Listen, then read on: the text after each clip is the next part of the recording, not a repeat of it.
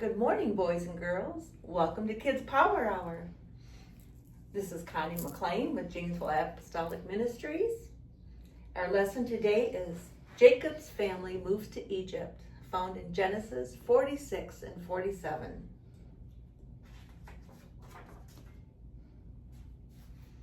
When Pharaoh heard Joseph's family was in Egypt, he sent for Joseph. "I'm glad your brothers have come," he said. "Let them go back to Canaan with plenty of grain, but also send enough carts to bring the whole family here so they can live in plenty. The best of all the land of Egypt will be theirs." The brothers hurried home to tell their father the good news, but first they had to tell him something. They had to tell Jacob that his son Joseph was still alive. He had not been killed by a wild animal, like they had told him before. The brothers needed to confess that they had been unkind and very jealous, and had sold Joseph as a slave to some of the traders going to Egypt. When they reached their father's house, they called to him, "Joseph is alive! He is ruler over all the land of Egypt." "Impossible," Jacob said.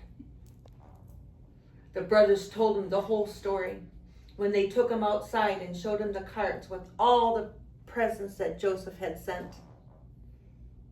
Jacob finally realized it was true. "It is enough," he cried. "My son Joseph must be alive. I will go to Egypt to see him." So everyone prepared for the journey, and they eventually set out for Egypt. On the way, they stopped at Beersheba. There they wanted to offer a sacrifice to God for all their wonderful blessings and for the reunion that they had already experienced. So on the way, Jacob had a dream. God had told him, "Don't be afraid to go to Egypt. There I will be with you there." Meanwhile, Joseph was waiting.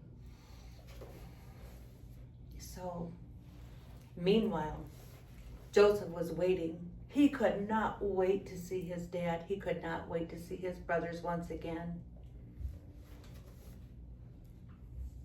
Finally, he heard his family was coming. So he jumped into his chariot and he went out to meet him. When at last they stood face to face after so many years, Joseph threw his arms around his father.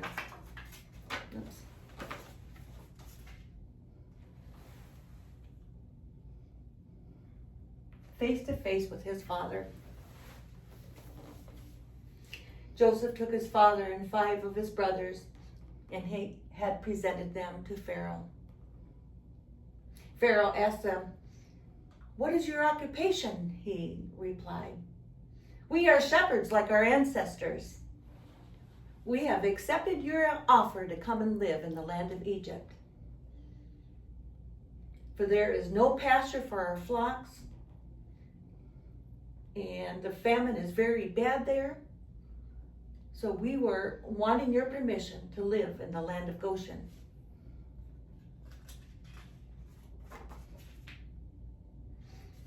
Pharaoh said to Joseph, "You can choose anywhere you would like to live.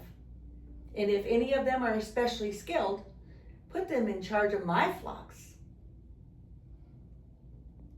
2. Jacob then blessed Pharaoh in gratitude. Jacob lived happily in Egypt, but the time came when everyone knew he would soon die. Joseph took his 2 sons, Manasseh and Ephraim, to be blessed by Jacob. Manasseh was the elder, but Jacob gave Ephraim a special blessing. "Both of them will be great," said Jacob, "but Ephraim will be greater." Jacob asked for his sons, and Jacob blessed them all. But now Joseph will pay us back for all the wrong things we did to him, they said. They sent him this message.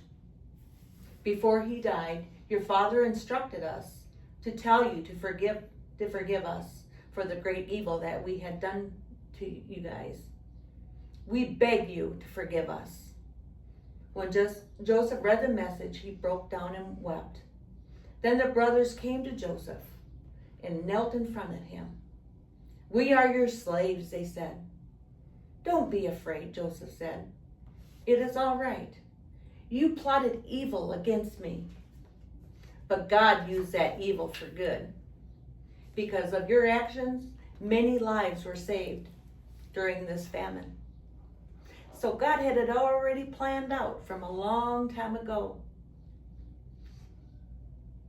He said, don't worry, I will take care of you and your children. And I have forgiven you, Joseph said. I've forgiven all of you for what you have done to me, because I know the bigger plan, and that is God was already taking care of us. Joseph and his brothers stayed in the land of Egypt for many years. But Joseph remembered that someday God would take them back to the land he had promised to Abraham, Isaac, and Jacob. Even though many bad things happened to Joseph, God still blessed Jacob. He learned that no matter what evil happens, God will cause events to turn it for the good if we desire his will.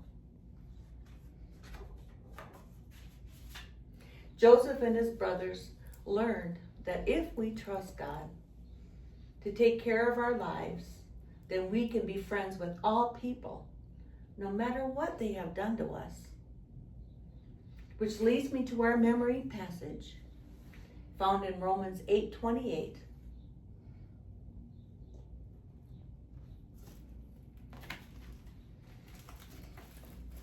All things work together for good to those that love God. So with that concludes our lesson today. Remember to tune in next week for our lesson, Baby Moses.